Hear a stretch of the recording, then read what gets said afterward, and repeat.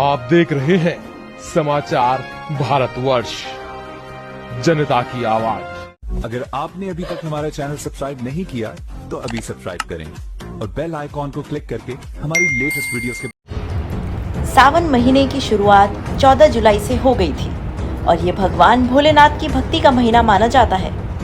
मान्यता है कि इस महीने में जो भक्त भोलेनाथ का आशीर्वाद प्राप्त कर लेता है उसकी हर मनोकामना पूर्ण होती है। भगवान शिव को मानने वाले सावन के महीने में कांवड़ यात्रा लेकर जाते हैं और उन पर जल चढ़ाते हैं। आपके मन में भी सवाल आता होगा कि कांवड़ यात्रा क्या होती है और इससे जुड़े नियम क्या हैं और इसका महत्व क्या है और इतिहास क्या है।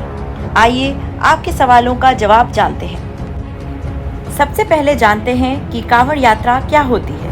दरअसल धार्मिक शास्त्रों के मुताबिक भगवान शिव के ज्योतिर्लिंग पर गंगा जल चढ़ाने की परंपरा को कांवड़ यात्रा कहा जाता है।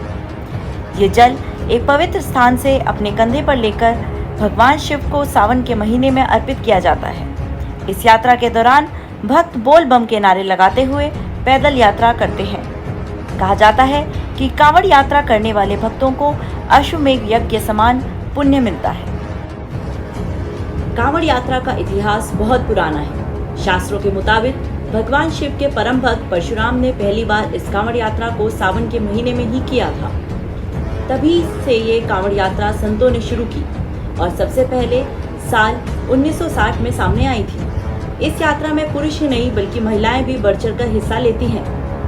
श्रवण कुमार ने अपने माता पिता की इच्छा पूरी करने के लिए उनको कांवड़ में बिठाकर लेकर गए थे और हरिद्वार में गंगा स्नान करवाया था। इसके साथ ही श्रवण कुमार वापस आते वक्त गंगा जल भी लेकर आए थे और इसी जल से उन्होंने भोलेनाथ का जलाभिषेक भी किया था। आइए देखते हैं वर्ष 2022 की कांवड़ यात्रा की कुछ झलक। कर्पूर गौरम करुणावतारम संसार सारम भुजगेन्द्रहारम। कर्पूर गौरम करुणावतारम संसार सारम भुजगेन्द्रहारम। सदा वसन्तं हृदये वृन्दे तवं भवानी सहितं नमामि। कर्पूर गौरम करुणावतारम संसार सारम भुजगेन्द्रहारम। सदा वसन्तं हृदये वृन्दे तवं भवानी सहितं नमामि।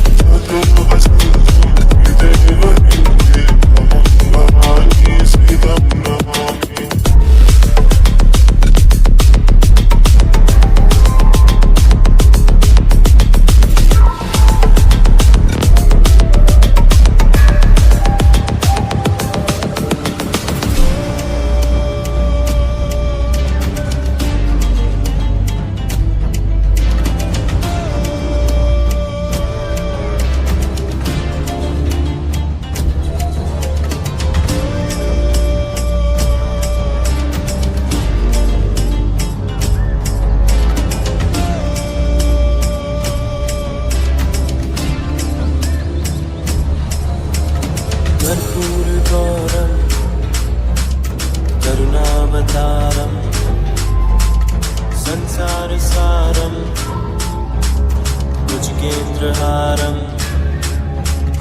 कर्पूर गौरम करुणावतारम संसार सारम भुजगेन्द्रहारम। सदा वसन्तं हृदये वृन्दे तवं भवानी सहितं नमामि। कर्पूर गौरम करुणावतारम संसार सारम भुजगेन्द्रहारम। सदा वसन्तं हृदये वृन्दे तवं भवानी सहितं नमामि।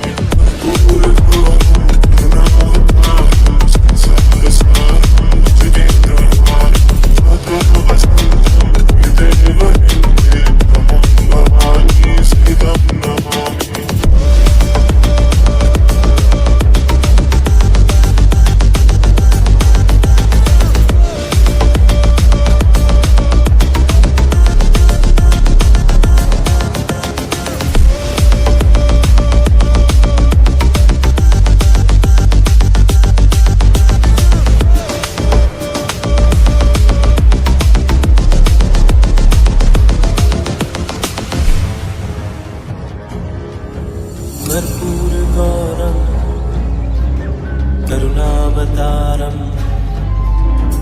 संसारसारं भुजगेन्द्रहारं कर्पूरगौरं करुणावतारं संसारसारं भुजगेन्द्रहारं सदा वसन्तं हृदयवृन्दे भवं भवानी सहितं नमामि।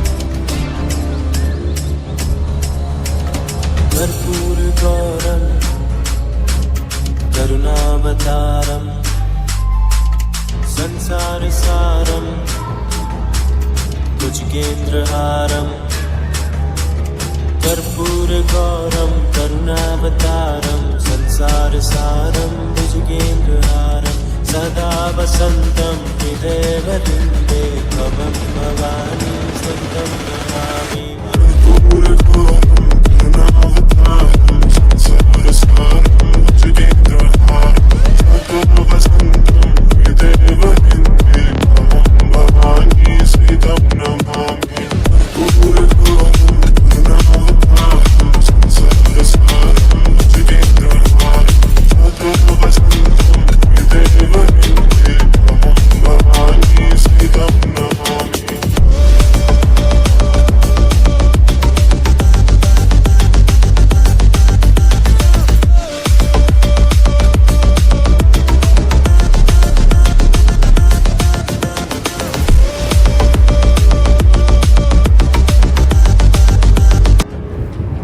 कांवड़ यात्रा एक पवित्र और बेहद ही कठिन यात्रा होती है।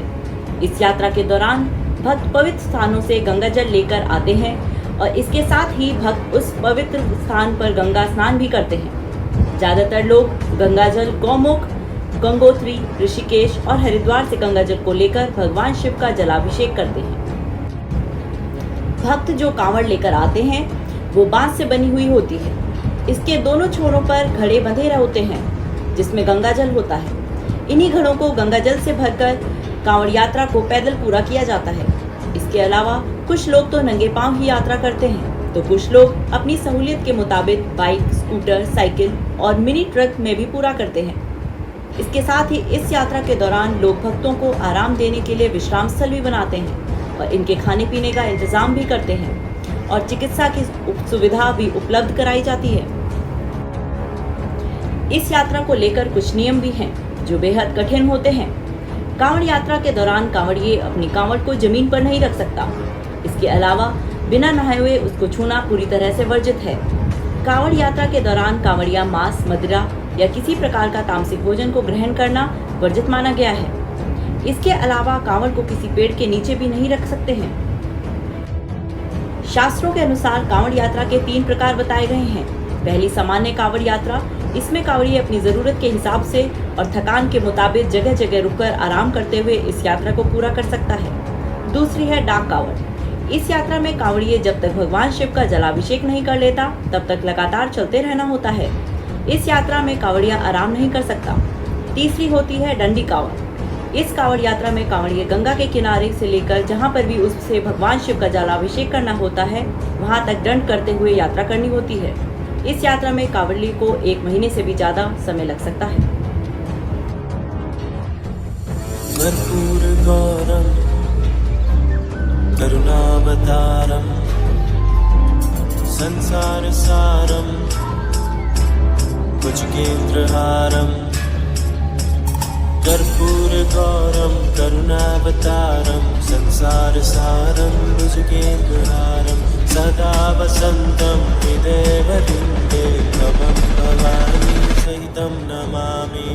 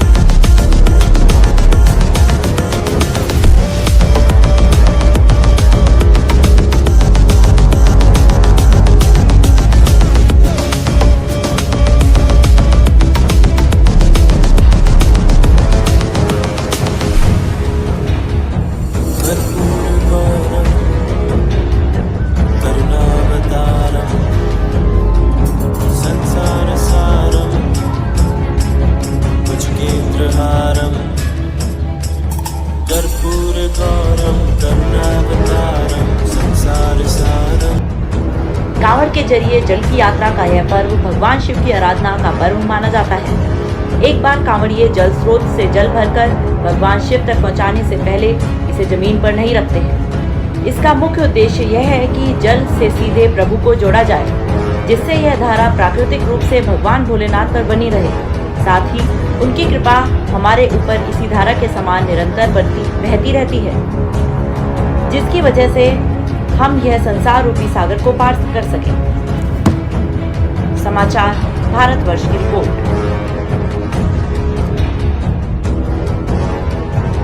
अगर आपने अभी तक हमारा चैनल सब्सक्राइब नहीं किया तो अभी सब्सक्राइब करें और बेल आइकॉन को क्लिक करके हमारी लेटेस्ट वीडियोस के